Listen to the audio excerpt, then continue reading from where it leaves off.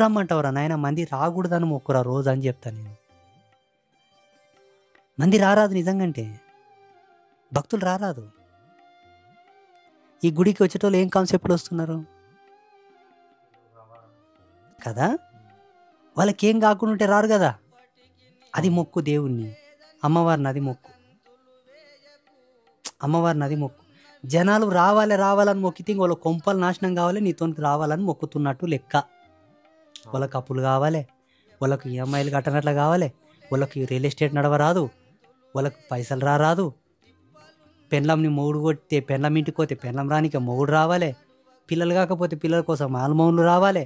అంటే వాళ్ళ కర్మలు కాలితే, వాళ్ళకి ఇబ్బందులు వస్తే నీతోనికి రావాలన్నట్లనా. ఏం కోరుకుంటున్నావు నువ్వు? ఒక ఆయన గుడి కట్టిండంట, గుడికి మంది రావట్లేదు.